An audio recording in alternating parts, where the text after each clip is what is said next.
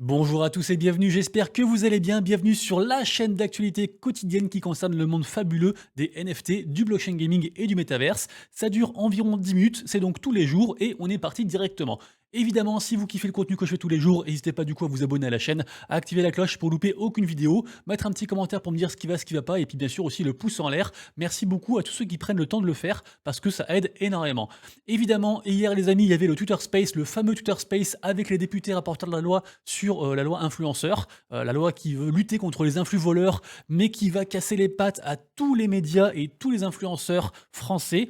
Du coup, ce qu'il en est sorti, c'est que a priori la loi, la version finale sera un peu mieux que prévu, mais guère mieux. Donc pas de changement majeur par rapport à ce que j'ai déjà dit du coup sur mes vidéos de je crois hier et puis semaine dernière. Pour ceux qui sont intéressés pour avoir un petit compte rendu, allez lire un petit peu l'article, enfin le thread de Cryptomatrix qui résume, on va dire, les côtés négatifs de la loi influenceur, notamment au niveau crypto, parce que sinon sur le reste, il y a des choses qui sont très très bien. Et évidemment aussi, quand même, pour nous, ça nous concerne du côté des NFT, on est tranquille pour l'instant, puisque la version finale de la loi ne concernera pas les NFT. Mais pourquoi? Parce qu'en fait, le gouvernement est en train de plancher actuellement sur une régulation qui sera propre à ce secteur-là. Donc on sera mangé à une sauce. Je ne sais pas encore quelle sauce, mais en tout cas, on sera mangé tôt ou tard. Donc pour l'instant, du coup, on est entre guillemets content égoïstement. On espère que la loi passera pas dans l'état quand même. Et puis, de toute façon, je vous tiendrai au courant, bien sûr, sur ce qui se passe. Ensuite, très grosse nouvelle, c'est bien sûr du côté de Otherside Meta. Personne n'attendait. Donc, le Metaverse débordait, qu'en fait, qui a fait une grosse annonce. Vous le savez, il y avait eu un gros événement samedi, dont j'ai parlé déjà sur ma vidéo du coup de samedi et de hier. Et en fait, ils ont fait du coup un prochain jeu. Donc, c'est un jeu en 2 dimensions qui fait suite directement en fait à la fin de l'event de samedi. Et en gros, tous les gens qui ont un land Otherside vont pouvoir jouer. C'est un peu une sorte de Pokémon de ce que j'ai vu. On va pouvoir en fait faire évoluer nos bestioles. Il y aura un free mint à réclamer en fait pour tous ceux qui ont un land, ils auront un free mint, ils auront un vaisselle comme ça en fait à réclamer. Et après, a priori, on le fait avancer, on le fait évoluer dans l'aventure. Il peut s'upgrade des choses comme ça. Et c'est aussi en lien bien sûr avec les codas, puisqu'apparemment ceux qui ont un coda, donc la petite bestiole sur leur land Otherside, ce sera un truc beaucoup plus rare et ils auront du coup un vaisselle en fait très très rare. Donc affaire à suivre en tout cas. Ce qui est sûr, c'est que du coup les lands en fait ils ont explosé. Ils étaient à 1,3 en train de baisser parce que l'event était fini, 1,3 ETH, et là ils sont remontés à 1,7 ETH, donc incroyable en tout cas, franchement, Yuga Labs et les Bored qui continuent de régaler de plus en plus, et à chaque fois on n'est pas à l'abri de nos surprises. C'est en général quasiment la seule collection où quand on l'achète, on sait on en aura entre guillemets pour son argent tôt ou tard. On a aussi un thread très intéressant de la part de Harry Liu qui nous explique un petit peu en fait les interactions entre Gucci et également Puma. Je sais pas pour Puma. Apparemment Puma aussi avait fait un partenariat avec Yuga Labs et du coup en fait aussi comment ça peut s'imbriquer en fait à travers Otherside, le métaverse. Donc très intéressant ce thread. Allez, aussi une autre nouvelle de la part de Yuga Labs puisque maintenant en fait ils vont pouvoir attribuer une encoche spéciale à certains membres en fait de leur communauté. Et en fait ça sert à quoi? Ça sert à éviter en fait les scams, parce que du coup quand vous allez voir du coup le fondateur par exemple des Bored Ape, donc Greg Solano, vous verrez qu'il aura une petite coche, la coche vérifiée comme beaucoup de gens ont parce que ça s'achète pour 8 $ par mois auprès de Twitter, mais également aussi donc la petite coche Yuga Labs, le petit Y comme ça, qui est spécifique du coup à Yuga Labs et qui du coup n'est pas entre guillemets falsifiable. Donc très intéressant du coup pour lutter contre les arnaques. Ensuite, on a bien eu du coup la migration de Youth de la blockchain Solana à la blockchain Polygon, pardon n'importe quoi, si Polygon pardon, si Polygon, et actuellement du coup ça coûte 1,80 ETH de floor price, donc sur Polygon, hein, faut se méfier, c'est écrit en ETH, mais c'est des ETH sur Polygon, voilà, si jamais. En tout cas, tout s'est bien passé, et du coup, pas de problème par rapport à ça. Donc on suivra si les gens sont contents du coup de la migration ou non. Ensuite, on a Ticketmaster qui met en ligne en fait des fonctionnalités réservées aux détenteurs de NFT. Donc super intéressant du coup parce que c'est vrai qu'il y a tout un marché en fait au niveau ticketisation, c'est comme ça qu'on dit je pense, et puis au niveau NFT, parce qu'en fait les NFT c'est trop bien en fait, ça vous permet d'avoir votre ticket pour un concert ou n'importe quoi, et de pas pouvoir en fait que ce soit falsifié aussi, donc dans un souci de transparence et de clarté et tout ça, c'est trop bien. Et en plus on peut aussi récompenser après les holders qui avaient le ticket NFT en par exemple leur donnant un autre NFT parce qu'ils se sont rendus sur place ou des choses comme ça. Donc super intéressant en tout cas de la ticketisation NFT, je sais pas comment dire d'autre, c'est vraiment top quoi, c'est vraiment une belle avancée. Ensuite, on a le projet Metaverse de Solana qui s'appelle Solana Land, qui va faire du coup sa vente publique de jetons S-Land. Enfin, je dis qu'il va faire, mais ça a commencé hier, ça a commencé le 28. Ben non, c'est aujourd'hui le 28, donc ça commence aujourd'hui. Voilà, ça commence aujourd'hui. Donc allez voir ceux qui sont intéressés du coup par l'écosystème Solana et puis le Metaverse. Du coup, vous aurez bien sûr tous les liens en description. J'en profite bien sûr pour vous dire que comme d'habitude, je ne suis pas conseiller financier, je suis un putain de guignol, je suis un clown. La seule chose que je sais faire, c'est de trouver des news et de vous les partager de manière brute, vous mettre les liens en commentaire, et après c'est à vous de dig, à vous de faire vos propres recherches pour savoir si vous investissez votre temps ou votre argent dans les différents projets. Mais vraiment, ne prenez pas pour argent comptant ce que je dis, parce que je peux très bien relier une fausse news un jour, je peux très bien donner mon avis et que mon avis soit biaisé. Donc voilà, prenez du recul, c'est juste une source en plus qui vise à vous aider dans votre veille du Web3, des NFT, du Metaverse et du gaming bien sûr. Ensuite, sale nouvelle, puisque on a Disney qui est dans la sauce. En fait, ils ont un gros plan de restructuration, ils licencient plein de gens, et du coup, en fait, ils abandonnent en fait toute une branche dédiée au Metaverse. C'est vraiment dommage parce qu'ils étaient vraiment précurseurs au niveau de Polygon aussi, ils avaient fait un partenariat et vous savez que Disney, ils ont plein comment dire, ils ont plein de machines un peu futuristes en fait dans Disney, et en fait ils devaient faire des choses comme ça avec Polygon, avec le Metaverse, avec un peu aussi la réalité augmentée, enfin plein de trucs comme ça, les NFT aussi également, et a priori pour l'instant ils annulent tout, enfin en tout cas ils reportent tout parce que ils ont plus d'argent, donc affaire à suivre, mais ça c'est un sale coup de pied dans la fourmilière, hein, pour dire ça comme ça. Ensuite, du côté de Mocaverse, la collection NFT de Animoca Brands, on en sait plus sur du coup un petit peu l'expérience Mocaverse au niveau des holders des NFT, puisque en fait il va y avoir différents projets, différents jeux au fur et à mesure de la roadmap, au fur et à mesure du temps. Le premier projet du coup c'est Arc 8, c'est à la base une application un peu pour casu, pour des jeux casu, et en fait les holders du coup de Mocaverse vont pouvoir jouer au jeu et grâce à leur expérience, soit gagner des cadeaux directement, du token, des NFT, ou alors même augmenter encore plus l'expérience de ces NFT Mocaverse, puisque je vous rappelle qu'en fait si vous ne vendez pas ou si vous ne transférez pas vos NFT, vous cumulez de l'expérience. Pour l'instant on n'a pas accès à cette expérience là, on ne sait pas comment on cumule, mais en tout cas voilà, vous en cumulez, et en fait quand vous avez assez d'expérience, vous pouvez participer en fait à différentes différentes expériences justement par rapport à l'univers Mocaverse et tous leurs partenaires, donc très intéressant. Ça du coup ce partenariat là il commence en avril. Ensuite on a Ledger qui fait un partenariat intéressant avec pas mal d'artistes en devenir. Du coup c'est via du coup Ledger Genesis qui lance ce programme là. Ça commence, je crois ça commence dès demain, et en gros voilà, ça va mettre en avant pas mal d'artistes, et j'imagine que du coup il y aura des clés Ledger en fait aux effigies de différents artistes. Il y a donc un drop qui commence demain pour ceux qui sont intéressés, du coup allez voir ça, c'est plutôt chouette. Également aussi sale nouvelle, puisque le gouvernement britannique, ils avaient un projet NFT depuis au moins genre 1 ou 2 ans, et pareil aussi ils l'annulent. Donc du coup voilà, encore une fois un truc, c'est chiant parce que en fait quand on est en bull run et que tout va bien, il y a 1 milliard de projets qui font des NFT, en tout cas qui ont des projets Web3 à faire, et dès qu'on est en bear market, et ça tombe comme des mouches. C'est un peu la loi du marché entre guillemets, c'est un peu tristouné, mais bon, moi je suis persuadé que Disney, le Royaume-Uni, tout ce que vous voulez, tous ceux qui lâchent maintenant l'affaire, et même la Carmine Corp, voilà, parce que du coup on en a parlé hier, bref, ils reviendront tous au NFT quand ce sera la norme, donc peut-être d'ici prochain bull run, ou alors peut-être d'ici 5-10 ans, un truc comme ça, mais ils y reviendront, j'en suis persuadé, c'est ma conviction personnelle. Ensuite on a Picasso qui est un petit peu l'intelligence artificielle de Binance pour faire de l'art en fait, c'est un petit peu une sorte de Midjourney ou de Dali de OpenAI, c'est un peu pareil, donc là c'est sur Binance, du coup ça s'appelle Picasso, et ça revient du coup pour le 29 mars, donc demain. Je vous rappelle qu'à la base il y avait que 10 000 personnes qui avaient pu tester du coup l'application. Alors là je crois que ce sera réservé encore une fois que aux 10 000 qui avaient déjà participé, et à certains en fait qui vont pouvoir être éligibles pour gagner en fait des whitelists dans une espèce de loterie. Donc je vous mettrai tous les liens en description. Allez dit que ça, en tout cas pour moi c'est un gros c'est un gros projet de Binance, donc il faut suivre ça. Ensuite on a Sound.xyz qui est une plateforme Web3 en fait pour la musique, qui a sorti du coup une interface en fait optimisée pour du coup le téléphone. Donc toujours cool aussi pour on va dire l'adoption mainstream, parce que beaucoup de gens en fait consomment du contenu par téléphone, donc très intéressant aussi. Si vous êtes féru de musique et de technologie Web3, ce site est fait pour vous, bien sûr. Ensuite, Ledger aussi qui fait un partenariat aussi avec ApeCoin, avec le DAO ApeCoin, et qui du coup, en fait, vous savez que Ledger, en fait, ils ont un petit programme un petit peu de, de sensibilisation et d'éducation autour du Web3, et en fait, ils font différents partenariats avec différentes boîtes. Il y a souvent des cadeaux à gagner, et quand vous êtes holder, en fait, de la collection partenaire, en l'occurrence, du coup, là, c'est des ApeCoin, il faut avoir différents Ape, enfin, il faut avoir du token Ape, pardon, et vous pouvez participer à ces quêtes-là, et après, du coup, gagner différentes choses, notamment notamment aussi des ledgers. Donc très intéressant aussi de voir ça. Je sais pas quand ça commence, donc il faut voir du coup sur le site Ledger Quest, mais en tout cas c'est vraiment un chouette partenariat entre deux grosses boîtes quoi. Ensuite, je ne savais pas, mais apparemment sur Yahoo Finance, enfin apparemment c'est même le cas parce que j'ai l'article sous les yeux, en fait maintenant on a aussi des articles sur les NFT, donc toujours pareil aussi, Yahoo Finance c'est un truc qui est très consulté, donc super intéressant aussi de voir ça. L'article là on s'en fiche, on l'a déjà consulté, je vous ai donné la news il y a environ une semaine ou deux, donc rien de neuf sous le soleil, mais en tout cas c'est chouette de voir comme ça des médias entre guillemets qui sont plutôt Web 2, parler du coup de choses Web 3, c'est cool. Ensuite, on a Mad Labs qui est le NFT PFP de Backpack. Backpack, moi je le connais parce que j'utilise le wallet, en fait, ça remplace le Phantom, en fait. C'est un wallet aussi sur Solana. Je crois d'ailleurs aussi qu'ils sont sur ETH, mais je n'utilise pas pour ETH. En tout cas, voilà, ils vont faire une collection NFT qui a pas mal de hype. Et en fait, là, on peut du coup s'inscrire, tester l'application et essayer de choper une whitelist. Donc, si ça vous intéresse, du coup, allez-y. Moi, je suis déjà whitelisté. Et sachez qu'apparemment, il y aura une grosse du coup phase de mint public pour que ça puisse faire. Et ils ont dit qu'apparemment, il n'y aurait pas de bot. Donc, je demande à voir parce que les bots, en général, c'est vraiment la plaie au niveau des free mint, donc on suivra ça. Ensuite, on a Pranksy, qui est un artiste NFT très connu, qui d'ailleurs, c'est une petite digression, mais il est très impliqué dans World Wide Web. Et World Wide Web, je vous rappelle que demain, du coup, il y a la version MOBA qui sort, le jeu MOBA qui sort, et je pense que du coup, les lentes vont augmenter. Après, voilà, c'est mon avis, mais ça, c'est la petite digression, on referme. En tout cas, Pranksy, c'est un mec qui est reconnu et qui fait, comment dire, qui est dans beaucoup de projets.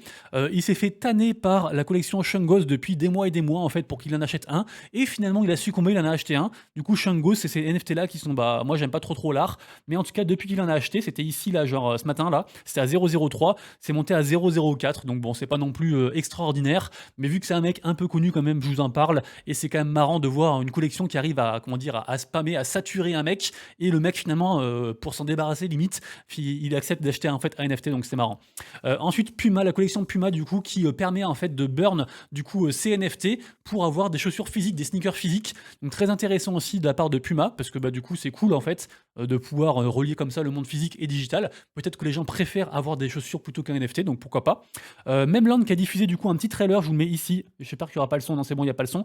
Du coup Memland, je vous en parle régulièrement, un très grosse collection sur ETH, qu'on fait les captains et les patates, on fait des équipages avec tout ça, on les envoie sur faire des quêtes. Il y aura une espèce de jeu aussi bientôt qui va sortir. Les gens du coup récoltent des NFT, enfin bref c'est un gros truc qui marche très bien, avec un excellent floor price tout ça, donc ils ont fait leur petit trailer, et ils ont fait aussi un petit truc à la Pokémon aussi, j'ai vu ça, ça m'a fait rire, parce que en fait ils avaient fait des NFT un petit peu en mode plug, et puis du coup le truc se transforme en cœur, donc bon voilà, c'est mignon. En tout cas ils continuent à incentive du coup leur commu, et ça marche très bien pour eux pour l'instant.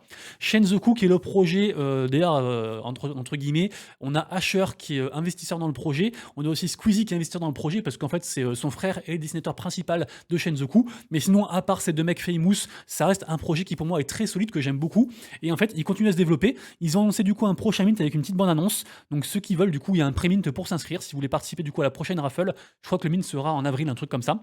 Ensuite Art Basel, qu'est-ce que c'est un gros événement au niveau artistique qui parcourt le monde, on va dire ça comme ça. La prochaine édition du coup aura lieu le 15 et 18 juin, enfin du 15 au 18 juin en Suisse, donc du coup vu qu'on est français c'est pas très loin. Si vous voulez, vous pouvez aller du coup réserver les tickets, ça coûte à partir de 60 balles, j'ai vu, 67 francs suisses, ça fait environ 67 €, donc c'est facile à convertir pour nous. Mais en tout cas, c'est un gros événement donc à suivre. L'information suivante n'est pas vraiment une information, encore que si, parce qu'elle a des répercussions juridiques jusqu'à encore aujourd'hui. Mais figurez-vous, c'est quand même plutôt une histoire vraiment extraordinaire. Donc installez-vous bien, parce que je vais vous la raconter. Mettez-vous dans votre meilleur fauteuil, prenez un petit thé, un petit café, ça va être la régalade. On est en 2014 et en fait, je vais vous raconter l'histoire du premier NFT jamais créé au monde. Donc en 2014, on a monsieur James Scott qui mint le tout premier NFT qui s'appelle donc Quantum, et figurez-vous qu'en fait il utilise un logiciel qui s'appelle Namecoin. Namecoin, c'est un logiciel qui est en gros basé sur le code du Bitcoin, pour la faire très courte, et sauf que en fait il y a une caractéristique propre à Namecoin, c'est qu'il faut renouveler régulièrement ses droits sur les NFT qu'on mint avec, sinon on perd les droits. Et le truc c'est qu'en fait entre 2014 et 2021, et ben James Scott il n'a pas renouvelé ses droits. Du coup on arrive en 2021, il n'est entre guillemets plus propriétaire de son NFT, et en fait ce qu'il fait c'est qu'il fait un partenariat avec Sotheby's, qui est donc une grosse maison de vente aux enchères, et en fait il duplique du coup ce NFT, donc il est censé être le propriétaire mais pas vraiment comme on l'a compris, donc il le duplique, ils ont créé un autre sur la blockchain Ethereum du coup en tant que premier NFT jamais créé au monde, et du coup en fait ils le vendent, et ils le vendent pour 1,5 million de dollars. Du coup, qu'est-ce qui se passe? C'est quand même beaucoup d'argent. Qu'est-ce qui se passe donc? On a une boîte qui se réveille. On a la boîte canadienne qui s'appelle donc Free Holdings qui se réveille et qui dit non, écoutez, James Scott, en fait, il n'est pas renouvelé. Du coup, normalement, le NFT, il est censé m'appartenir à moi, en fait. et du coup, forcément bataille juridique, ça dure depuis des années et là donc on arrive là du coup en 2023 et qu'est-ce qui se passe? Et bah, figurez-vous que le tribunal a donné raison à James Scott et en fait a accusé, en gros la boîte canadienne de dire en gros que c'était des profiteurs et qu'ils essayaient entre guillemets d'exploiter en fait, les failles de la technologie pour récupérer de l'argent alors qu'en fait, ils auraient dû se réveiller avant s'ils pensaient être le propriétaire et pas une fois en fait, que ça marche, qu'ils gagnent de l'argent et dire en mode: «Ah écoutez, en fait c'était à moi quoi».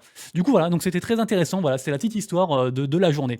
Allez, on passe ensuite au niveau des collections, du top des collections NFT à surveiller, et des minutes du jour. Bien sûr, j'en ai parlé, donc Other Side, ça carbure là, c'est à 1,72 ETH, incroyable. On a toujours Nakamingos aussi qui cartonne, c'était vraiment ouf.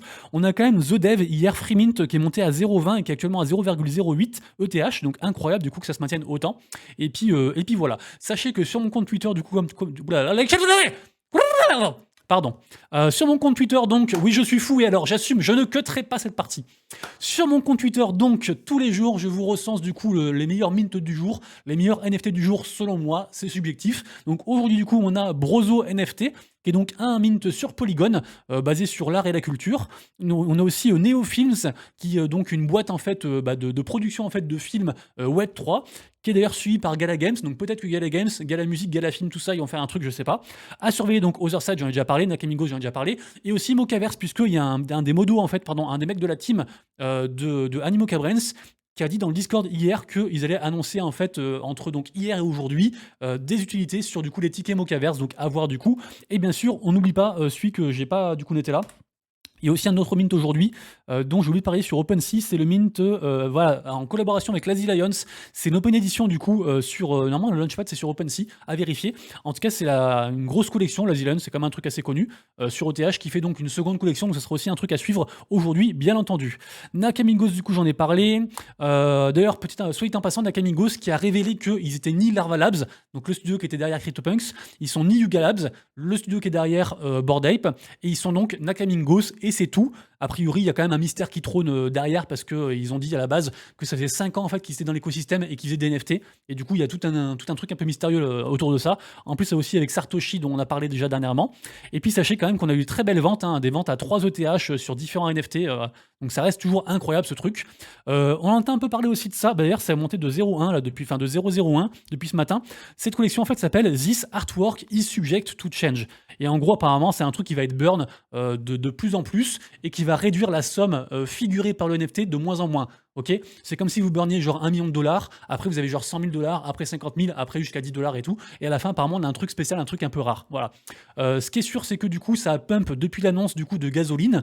Gasoline, du coup, qui est en collab avec cette collection-ci. Cette collection-ci qui a été faite par Mason Rothschild, dont je parle des fois de temps en temps, artiste assez connu. D'ailleurs, pour ceux qui s'intéressent, vous irez voir, il y a un article sur Hype Moon à ce propos qui détaille un peu le truc et tout, c'est très intéressant.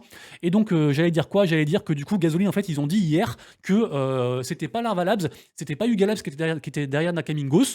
Peut-être du coup, c'était eux, à voir. Et du coup, en fait, ça a pump. Donc, en tout cas, joli coup commercial. Par contre, si c'est faux, du coup, bah, ça va tout descendre. Donc, à voir. Ensuite, je regarde un petit peu aussi au niveau de Halls. D'ailleurs, j'en ai repris parce que, rappelez-vous, c'est une collection qui avait explosé, genre jusqu'à 0,4 ETH, je crois. Et en fait, depuis, elle tombe en décrépitude totale. Mais là, dernièrement, ils ont annoncé, comme je disais hier, un truc peut-être de stacking ou de free NFT, on sait pas trop. Et du coup, il y a eu un peu de vente. Donc voilà, moi, j'en ai repris un petit peu. Donc on verra où ça va. Donc affaire à suivre aussi, vu que je suis dessus, je vous en parle. Mais voilà, c'est mon petit délire à moi. Ça va pas forcément aller très loin, mais voilà, je vous en parle quand même. Aujourd'hui, on a aussi un mint de Funko. Je sais plus, je crois que c'est avec Anna Barbera, je crois, le mint d'aujourd'hui. Donc allez voir ça. Pour ceux qui passent ensuite à la partie gaming et à la partie play to earn, et on commence par Hunters Unchained. Qu'est-ce que c'est? Hunters Unchained, c'est un petit peu entre guillemets la collection qui est associée au studio Boomland, dont j'ai déjà parlé pas mal de fois. Ils veulent faire une espèce de MOBA, on voit une image ici, je crois, voilà. Et en gros, il y a encore différents mints à faire. Et sachez qu'il y aura encore une fois un snapshot aujourd'hui pour ceux qui ont le coffre Genesis, et on pourra du coup en fait minter d'autres NFT, donc affaire à suivre. Et puis aussi, sachez que le jeu a été stable en testnet actuellement, et que il y aura un prochain gros mint sur du coup le live sur le mainnet en avril, et ça reste un projet que j'aime bien, avec qui je suis partenaire d'ailleurs, et j'avais offert des NFT du coup à la commu des holders de mes NFT, donc assez intéressant du coup aussi. Le 21-22 juin, on aura une exposition, enfin pardon, un événement en fait gaming, donc la Game Expo à Dubaï. Donc pareil, il faudra suivre ça aussi s'il n'y aura pas des petites annonces assez croustillantes. Si jamais vous voulez un NFT gratuit, c'est possible grâce à Tiring Spaces. Tiring Spaces, c'est un MOBA. Décidément, il y a beaucoup de MOBA aujourd'hui, hein, enfin en ce moment, je trouve. Donc là, c'est un MOBA qui est sur Polygon, qui sera donc gratuit. Donc il faut essayer de choper forcément la whitelist aussi, c'est comme d'habitude. Et sachez que du coup, ça arrive, je crois, le 31 mars, je crois. Enfin, ça arrive très bientôt. Donc allez voir ça du coup. Mais pareil, du coup, ça m'a l'air aussi intéressant et c'est push par du coup Magic Eden version Polygon. Realm Hunter, je suis toujours en train d'essayer de choper une whitelist. Je n'y arrive pas pour l'instant, mais c'est vraiment un projet qui est très hypé et qui arrive donc pour le 7 avril. C'est également aussi un free mint. Donc si vous arrivez à choper la whitelist, je pense vaudra cher en tout cas. Sur polkastarter.gg, on a de très bonnes nouvelles puisqu'ils ont fait un petit top entre guillemets des meilleurs jeux sur Mars qui sortent sur Mars, enfin qui sont dispo sur Mars. Donc très intéressant du coup à consulter. On a donc The Walking Dead Empires de Gala Games, on a Dead Drop du Dr Disrespect, on a Superior aussi de Gala Games, enfin voilà, pas mal de choses. Donc allez voir ça du coup, c'est intéressant. Et puis j'ai mis cette news dans la partie gaming parce que ça concerne la sidechain Ronin. Donc Ronin, c'est la sidechain, la blockchain qui est associée à l'écosystème Axie Infinity, mais plus pour longtemps puisque apparemment ils vont incorporer en fait d'autres jeux et normalement l'annonce est censée tomber aujourd'hui. Il y avait aussi une rumeur sur du stacking et ça c'est l'annonce du stacking qui est donc tombée hier. Donc ça y est, maintenant apparemment on peut stacker du coup son run. Du coup je connais pas les API grecs, à voir ce qu'il en est, mais en tout cas c'était très attendu. Donc voilà, on peut stacker le run et bientôt du coup de prochains jeux sur cette sidechain, donc très intéressant aussi. Ensuite Open World qui fait un partenariat avec Myria, donc c'est intéressant aussi parce que j'aime bien cet écosystème Myria. Myria c'est un peu une sorte de Steam en fait, on va dire version Web3 pour la faire courte, un peu comme Ultra. Et The Lost Land, j'en ai parlé parce qu'en fait, c'est le jeu, en fait, c'est le Tower Defense qui devait être lancé à la base sur la plateforme en fait Game Boy, avec laquelle j'avais fait un petit partenariat à l'époque. Et du coup, je suis le jeu régulièrement parce que je trouve que le jeu est bien. Et donc, ça fait plaisir de les voir arriver sur Myria. Donc, on suivra ça. Et du coup, je crois qu'ils font aussi des petits cadeaux pour fêter du coup le partenariat. Donc, n'hésitez pas du coup à aller voir. Metalcore, ça c'est intéressant, Metalcore. Metalcore, c'est le jeu qui est ici. Je vous mets du coup en fond. Donc, c'est un shooter. Hein. Et en gros, à la base, ils devaient pas. Enfin, à la base, ils étaient partis en fait de Immutable X pour aller sur Polygon, sauf que dernièrement, vous le savez, Polygon, ils ont fait un partenariat en fait avec Immutable X. Ils mettent aussi en commun en fait des solutions ZKEVM et du coup, donc le projet est revenu là du coup sur Immutable X, du coup via les ZKEVM. Donc très intéressant. En tout cas, ça reste un gros projet Metalcore que j'aime beaucoup. Et d'ailleurs, on a aussi Horizon. Alors ça c'est intéressant aussi parce que Horizon, en gros, c'est le studio qui est derrière, entre autres, comment ça s'appelle? Ils sont derrière, entre autres, Skyweaver. Ils sont derrière Skyweaver, qui est un TCG de cartes très connu. Et en gros, eux, c'est pareil aussi. Ils arrivent du coup sur les technologies ZKEVM, sur Polygon. Et en fait, ils ont aussi fait un partenariat avec Phoenix Games. Et en fait, Phoenix Games, ici, c'est une startup en fait, qui est très proche de Mythical Games. Parce qu'il y a quasiment en fait, tous les mecs qui sont derrière Mythical Games qui sont aussi dans Phoenix Games. Et en fait, Mythical Games, c'est la boîte qui est derrière, entre autres, Blancos Block Party. Donc un très gros truc qui marche bien aussi dans le Web3. Donc du coup, on voit comme ça plein d'implications entre différents écosystèmes, blockchain, projets et tout. Donc super intéressant, du coup, il faudra suivre aussi ce qu'ils vont sortir comme projet et comme jeu, parce qu'ils ont vraiment la puissance de frappe nécessaire pour faire des belles choses, quoi. Ça, on en a Aden qui lève 5 millions de dollars pour étendre leur infrastructure métaverse. En gros, c'est un peu un truc qui met à disposition des solutions métaverses, en fait, pour différents jeux, différents projets. Ils avaient été présents sur une grosse expérience de jeu de EVE Online, et je sais aussi que EVE, du coup, les mecs derrière EVE Online, apparemment, ils vont aussi arriver sur le Web3, on en a parlé, je crois, samedi. Ils vont faire un gros projet, donc peut-être qu'ils vont, du coup, s'associer les deux. Donc, affaire à suivre aussi, du coup, pour ces projets-là. Ensuite, Stables, pour l'instant, donc c'est le projet NFT de PMU. Pour l'instant, ça marche très bien puisqu'ils ont vendu 4700 NFT sur les 5005, donc ils sont quasiment sold out. Moi, je suis un peu dégoûté. Alors, j'aime beaucoup le projet. En plus, je suis partenaire avec eux, mais je ne sais pas pourquoi, j'arrive pas à minter. Mon adresse n'est jamais enregistrée. J'ai ouvert un ticket hier, on en a reparlé et tout. Ils m'ont dit, c'est bon, tu pourras minter. J'ai essayé 3 fois, ça n'a pas marché. J'ai redit et tout machin. Enfin bref, du coup, c'est une galère. Donc, pour l'instant, je n'ai toujours pas de NFT PMU, alors que j'adore le projet. Donc, j'espère que ça se résolvera avant que ce soit sold out. Sinon, j'essaierai de gratter un mint pour moi, mais sinon, j'allais acheter quoi. Ensuite, Starfall, qu'est-ce que c'est? Starfall, c'est un MOBA que j'aime beaucoup. Vous le savez, j'en parle régulièrement, je le suis de près. J'essaie d'ailleurs d'être dans le projet, de me faire whitelister, de faire un partenariat, mais pour l'instant, j'y arrive pas. En tout cas, du coup, ce projet-là qui, je pense qu'il va utiliser aussi, j'imagine, Immutable X, je pense. En tout cas, il sera sur ETH dans l'ensemble pour la grosse infrastructure, la grosse blockchain. Donc, ils ont délivré du coup des petits insights, donc les maps. Du coup, les maps qui ressemblent beaucoup du coup à ce qui se fait sur League of Legends. Donc, j'ai vraiment hâte au niveau des deux modes de League of Legends pour ceux qui connaissent. Donc, on suivra ça pareil aussi, mais en tout cas, c'est un truc que j'aime beaucoup. Et on finira sur une grosse news puisque on a Alibaba. Donc, Alibaba version cloud, hein, c'est comme on a Google et Google Cloud. C'est deux trucs un peu différents. En tout cas, on a donc Alibaba Cloud qui met du coup en place un laboratoire en fait blockchain et gaming au Japon. Donc, je me demande ce qu'ils vont sortir, mais ça va sûrement être des dingueries parce que bah pareil, c'est un peu comme ce que j'ai juste avant. En fait, ils ont la puissance en fait nécessaire pour sortir du très très lourd. Donc, on suivra ça du coup.